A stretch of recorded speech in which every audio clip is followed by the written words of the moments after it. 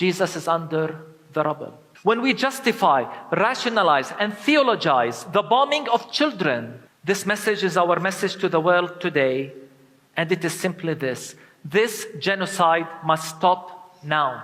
Christmas celebrations have been cancelled in the birthplace of Jesus, Beit Laham, in the occupied West Bank amid Israel's brutal attacks on Palestine's Gaza. In the heart of the city, a massive Palestinian flag has been unfurled alongside banners calling for a ceasefire.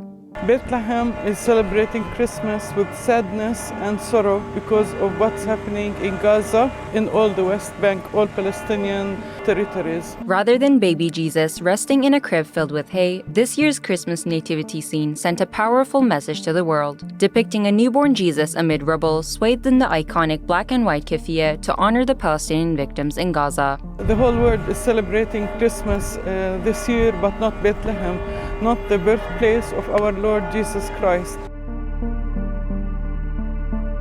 Beit Laham is a biblical city in the occupied West Bank, home to the Church of the Nativity, where Christians believe Jesus was born more than 2,000 years ago. Currently, Christians make up around 2% of the population across Israel and the occupied Palestinian territories.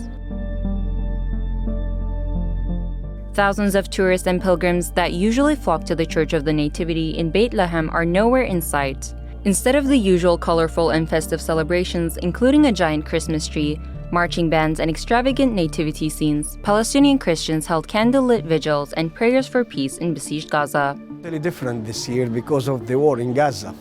Normally we celebrate with big celebrations, this big feast for us, Christmas. Since October 7, Israel has restricted movement in Beit Laham and other Palestinian towns in the occupied West Bank. Prior to Israel's onslaught on Gaza, business in Beit Laham was booming as tourism makes up around 70% of the town's income. But now its economy is being affected by the lack of international visitors. Thousands of people were left unemployed, with over 70 hotels in Beit Laham now shut and restaurants and gift shops left deserted.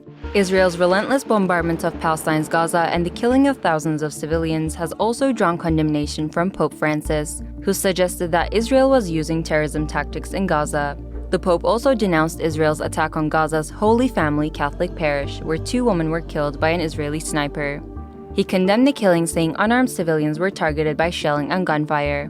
Civili inermi sono oggetto di bombardamenti e spari.